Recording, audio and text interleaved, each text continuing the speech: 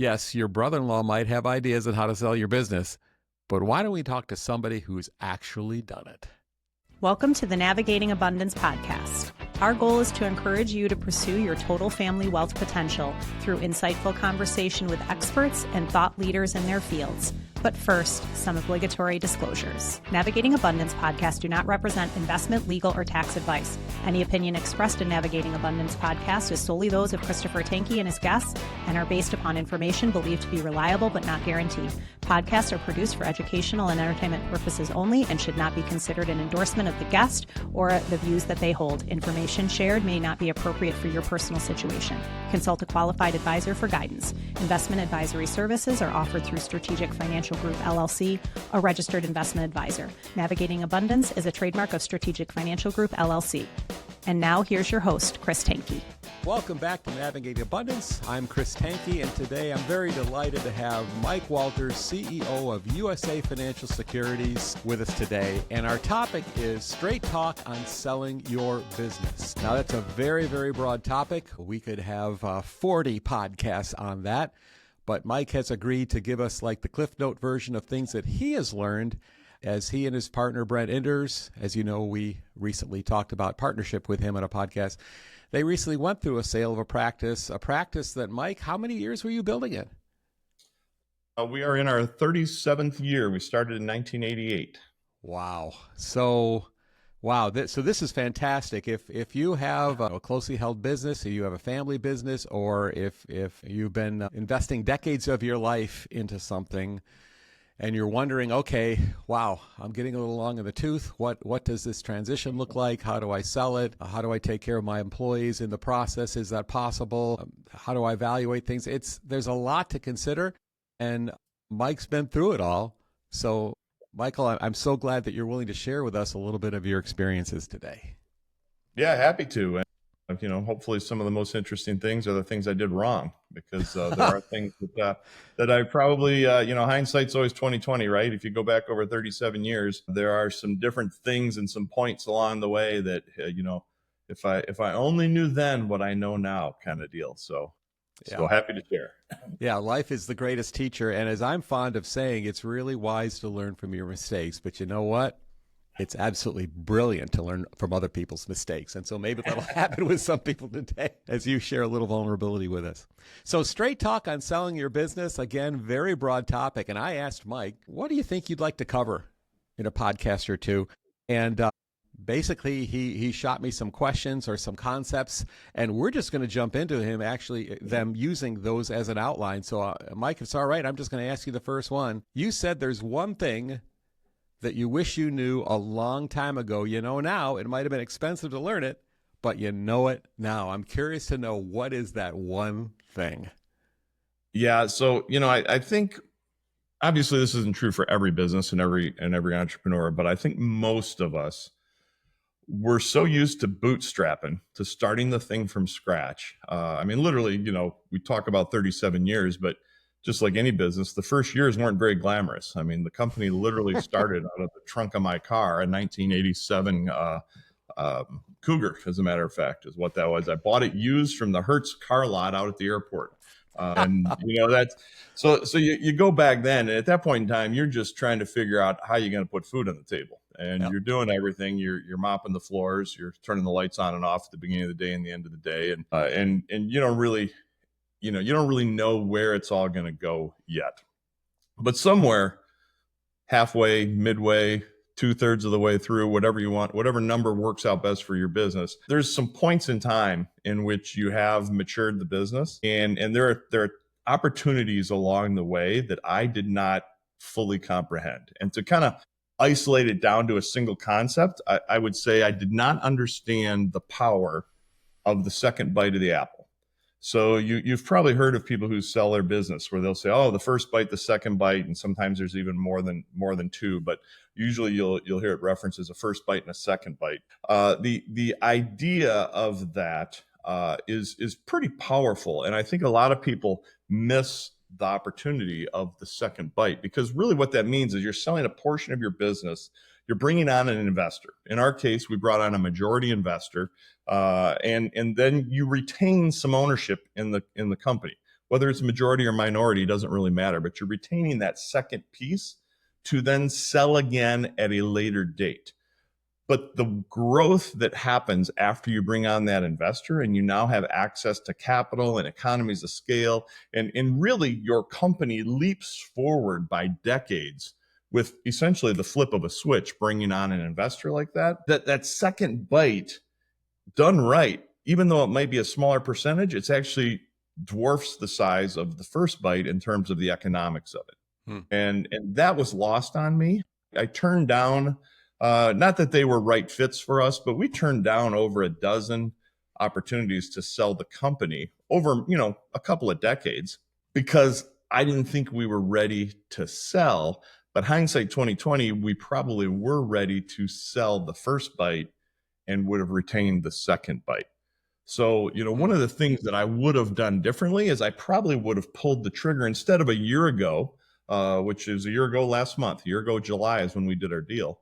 I probably would have pulled the trigger, let's say 10 years earlier, and run that much longer on the second bite. My horizon on the second bite right now, it's, I'm not looking to be done. So it'll be a fairly lengthy run, I think, anyway. But had I added another decade to that, the economics of the deal would have improved in the overall pretty significantly. And that's something I would encourage people to explore. Make sure you really understand how your industry operates, how deals are being bought and sold or invested in. And not every opportunity comes with a second bite. And it doesn't mean it's right or it's wrong. You just have to figure out what works for you and what are the available options, kind of what's the trend, if you will, inside of your industry. Yeah, I was going to ask you, of course, hindsight being 2020, you're 10 years more mature. The business has developed more. 10 years ago, it'd have been great if you'd have done it, but you might not have been ready. How do you know as early as you can, so to speak? Because the sooner the better if it's right? Yeah. I think nobody can answer that but the business owner, right? Every deal is different. If you can find the right partner. So the way I think of the group that we sold into, they're really my capital partners. That's what they do. And this group, again, every deal is different, but the group that acquired the majority interest in our firm, they kind of run like a Berkshire Hathaway.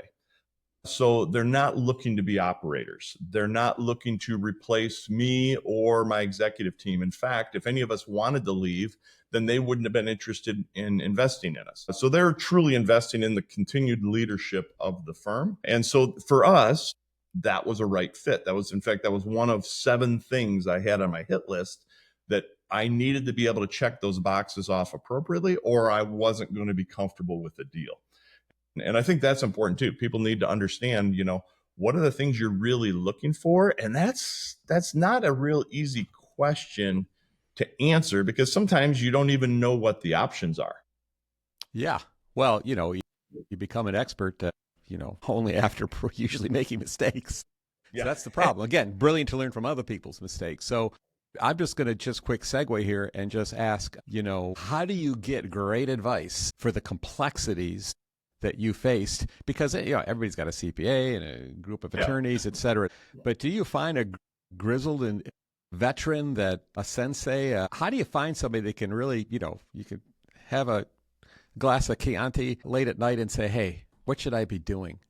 Do you have somebody like that? I mean, I don't have a single person like that. I have a lot of people that I've come to rely on, especially as I went down this path. So we put together a board of advisors so they weren't really on our corporate board because we're privately held and it was between me and my partner, Brent. But we brought on this board of advisors, and it was a couple individuals who I just trusted to help us walk through a transition. And really that's why we put the board together. We didn't put it together as a permanent fixture of our company that, we were just kind of hitting them with the random operational issues like you would an ongoing board.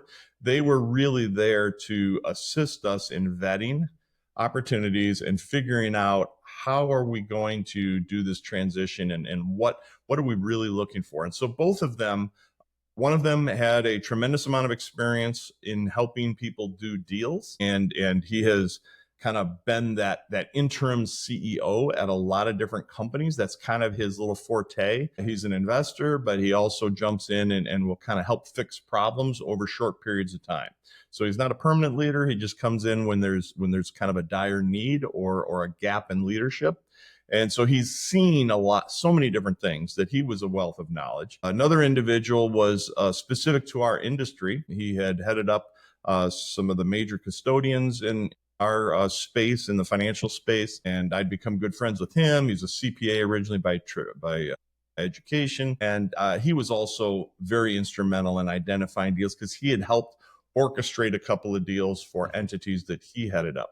And then beyond that, what I really did is when I would hear of a friendly competitor who did something in the marketplace, whether it was a sale, an acquisition, any kind of a transition of leadership, I would just reach out and ask them, hey, that's super interesting. So happy for you. Congratulations. Can you tell me, like, what did you do? How did that go down? Right. And you'd be surprised. Most people, especially if you've got a relationship with them, Yep. they're happy to share that experience with you.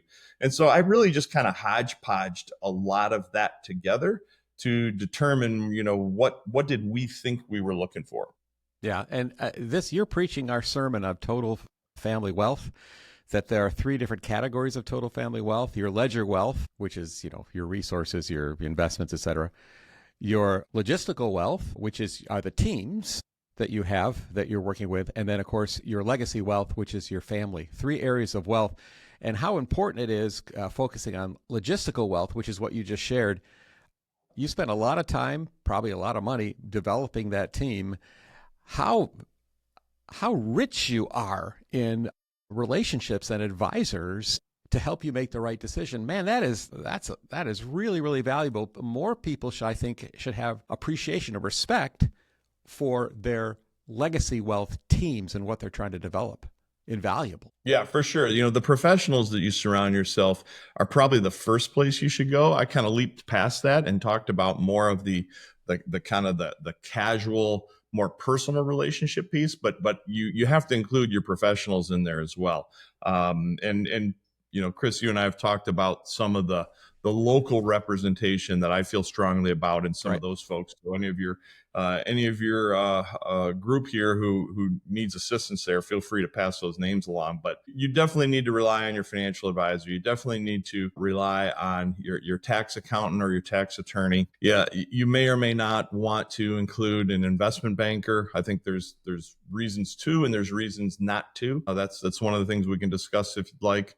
And those are probably the core, kind of the 3 or 4 core professionals that you definitely want around you when you're doing a deal. But like I said, some of the best insight I got was from other business owners because they walk in my shoes. They experience what I experience, the ups, the downs, the pros, the cons.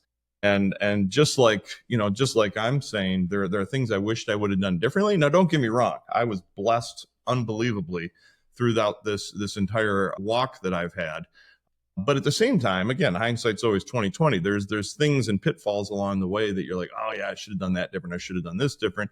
Some of them cost me a lot of money. Some of them just cost me some emotional heartache. And you can pick that up, in my opinion, quicker from people who've walked in shoes similar to yours, as opposed to, the professional. Now, if you have a professional who also walked that same walk, then I think you're kind of getting the best of both worlds out of a single person. And there are some people like that out there too. Yeah. Wow. Very good. All right. I'm going to pivot now because I'm really curious about this one and the way you stated it. The 2 ways I screwed up and wish I hadn't. I wish I'd done this differently. Man, hindsight being 20/20. Do you remember what they are? Yeah. So the 2 biggest, again, we could probably make There's many ways you screwed up. Yeah. Right. I'm good at screwing up. So the 2 biggest, and one of them I kind of hinted at already. I waited too long. I should have. The fruit was ripe, and I left it on the tree too long. I should have pulled the trigger a little bit earlier. Again, because I wasn't doing a one and done. I wasn't selling the company to throw the keys at someone and to walk off into retirement. Now, if you are, and there's nothing wrong with that, but if you are, that's a different set of circumstances than what I'm talking about here in terms of what I did wrong. So I would have preferred hindsight 20/20 now again, the partner that I brought on who I believe has been pretty much the perfect partner, they weren't doing this 10 years ago. But if they were, and had I found them, or had I found someone very similar to them, like I said, I probably would have pulled the trigger about a decade sooner, and then just run on the back end a decade longer. Now, keep in mind, when you do that, most likely the first bite would have been worth that much less to me because I had 10 years less growth in the company, but I would have sold a smaller percentage. Like, say, a lot of deals, they require majority ownership, especially if you're dealing with PE and venture capital and things of that sort. And what a lot of them don't tell you is everybody assumes that they want 51% because they want control. And to a certain degree, that's probably obviously true. But even more so, oftentimes the reason they want that majority is because when they go to get their capital from PE firms and larger investors and so on, they don't always get credit for the EBITDA if they don't have majority. Now, sometimes they can negotiate their way around that, but the easy answer is if they have majority on every acquisition they make, then they get credit for all the EBITDA. And so they're going to usually want majority. So I wish we would have, so we sold 70% and brought on an investor. So they became our majority investor at 70%. I probably would have done 51% and done it earlier so that I had 49% for a bigger second bite down the road. So I kind of alluded to that, but that's a little more detail on that piece. And then the other thing is, when you talk about the professionals, I ended up being overrepresented, which sounds really odd to say, but it cost me about $2 million that I really didn't need to pay. And that has to do with, you got to know, again, the kind of the landscape that you're dealing with. So if you're going to go to market and what they call run a process. So if you're running a process, what that means is that think of it like a piece of real estate. Do I want to list with a local realtor? And do I want them to start running open houses and advertising and, covering the internet and everything else so that I'm generating activity for my piece of real estate? Now, if I need to do that for my business, they call it a process. And when you do that, you employ an investment banker.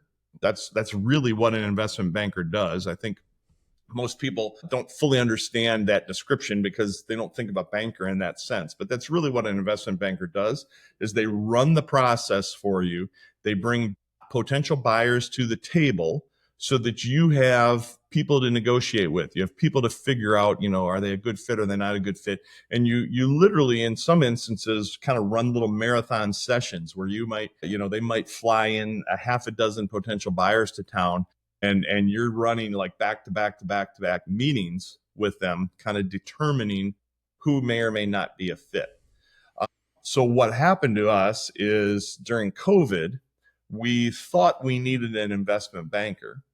We signed on with the investment banker to run a process, but then one thing led to another. There was COVID. We were making this big tech investment at the time, and there were just some indicators that kind of dictated to us that probably that wasn't the best time. So we pulled in the reins, we backed off, and we waited a little bit. And then later, when we did the deal that we did do with a group called AmeriLife, they actually came knocking on our door through an industry friend. So we actually kind of get introduced to them. And at that point in time, I didn't need the investment banker because I wasn't doing a process, and they were coming to the table very aggressively because they really wanted to have us as their wealth platform. Again, as I mentioned a moment ago, they're kind of like a Berkshire Hathaway. So they came to us not looking to run our company, but looking to have our company fill a void in their repertoire, if you will, in terms of how they operate. So they're very strong on the insurance side and other areas of financial services, but not necessarily in the wealth space, which is really where we operate.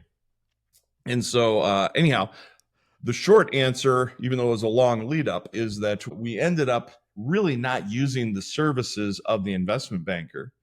But I had already engaged with them and I was contractually obligated. So basically, I ended up paying these guys like $2 million to sit on the sidelines and watch us do the deal. And again, investment bankers serve a super important role, but you have to know if you need them and when you need them. And as it turns out for us, we had an accountant involved who specialized in doing deals. He specialized in M&A. And then we had our M&A attorneys.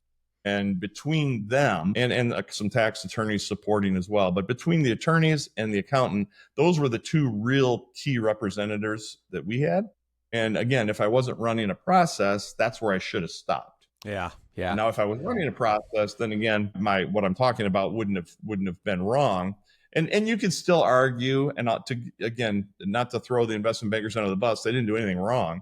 But one could potentially still argue that just the fact that they were known to exist, maybe I got a higher offer because of that. Oh, yes. Because the buyer wanted to make sure we didn't go do a process. Yeah. Yeah, that's right. Expensive to get there, but yeah, I can see that could be a leverage point potentially to say, hey, we've got other options, and we're so serious about it. We have an investment banker that we're involved with. So yeah, I can see that too. All right, let me pivot again. The 7 things we were looking for in a deal. Can you remember what the 7 were as you try to?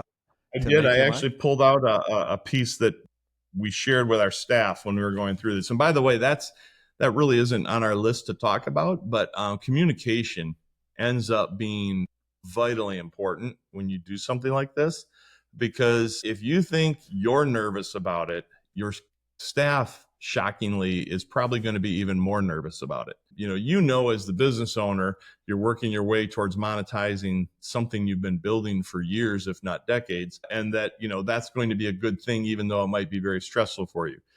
Your staff, your team, people who rely on you, vendors, clients, all the different angles of relationships that you might have in running a business, all of those groups may or may not have skin in the game, and they might only see potential downside. And so communicating to them about the value and the benefits of why this is good for everybody is super important. And so actually we actually shared our 7 things with everybody. We ended up sharing them at first with the internal team, why we were doing this, but then so financial advisors are my customers, kind of a simple way of saying it, across the country.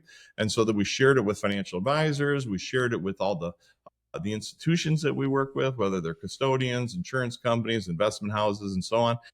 And what we found was it became kind of like a battle cry is not really the way to say it, but it became pretty interesting on how people reacted to that. And it really solved a lot of problems by us we literally created a communication kit and we sent that out. And I've had other unrelated companies ask us after the fact, hey, can you send me that full communication kit? That was really cool how you did that. So, again, we just looked at how are people doing different things in business when there's, if there's a big merger or if there's, an announcement of a new CEO or whatever. We just started looking around like, how are people navigating this?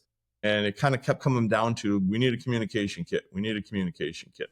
Cool. So this is just a core piece that was in that. But again, there were 7 things. So we had a phantom stock program in place for both all of our existing staff, as well as all the advisors who are affiliated with us. And so the number one thing on our list was we wanted to make sure that this properly triggered our phantom stock plan for both our employees and all of our affiliated advisors. We wanted to make sure that everybody who had direct skin in the game was going to be rewarded appropriately through this transaction. And that really is key, because if you have a phantom stock program or some other sort of sharing the wealth concept, there's probably contracts involved. There's things in the contract that, are required to trigger them and that sort of thing. So we wanted to make sure that those triggers were being hit. And for us, it was relatively simple. We just had to take on an investor who was going to become the majority rather than myself and my partner. And that was the easy button for what triggered it. So that was number 1. Number 2 was keeping our team entirely intact.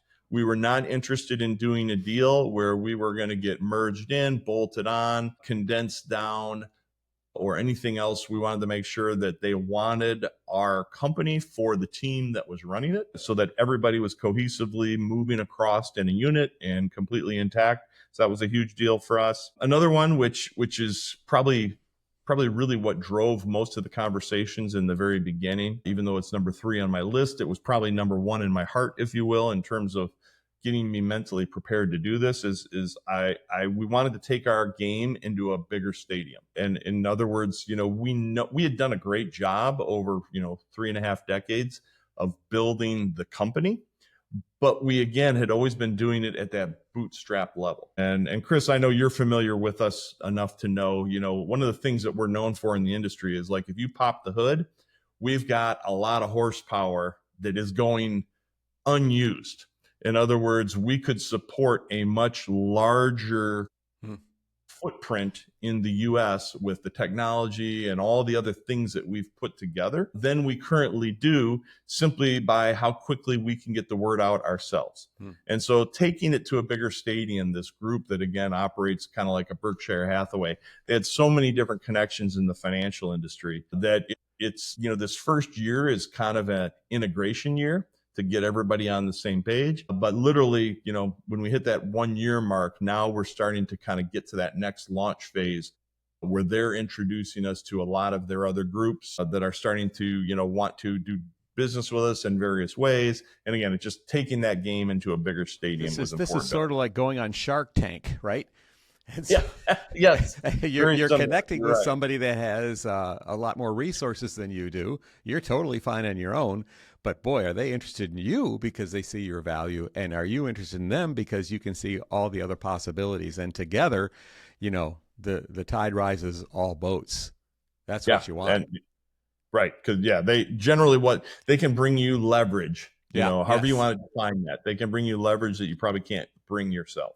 Exactly. The other thing is we wanted to make sure that we were the wealth platform that was going to get built upon. And depending on your industry, that may or may not be an important concept, that you want to be the platform or the foundation that the group is buying you for, versus what like a PE company would call a bolt-on. So like a bolt-on would simply be where if they were going to take our company and essentially merge us into or make us a part of something bigger, and may or may not use our technologies, may or may not use some of the subsidiaries we've created and that sort of thing.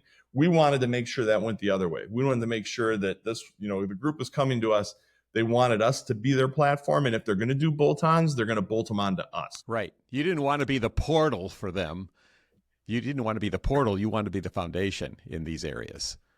Right. Exactly. And for me, that's important because I wasn't ready to be done. And so, again, if you're looking at doing something and you're saying, well, hey, I'm going to be done in the next 12 months or the next 36 months or whatever it is, then maybe a bolt-on is a perfect fit for you, because you need to kind of wash your hands of it a little bit to be able to walk away. But if you're looking to stay longer term, then you might want to think of it a little bit more the way we did, where I want to be that foundational piece. Yeah, so they were plugging into your system really versus the other way around. And it depends on maybe your longevity and interest. Right. I can see that as well. Well, we're going to have to take a hard break now, because honestly, there was so much great material in our conversation with Mike that we decided to create a second half podcast with it. So we hope that you'll tune into that as well.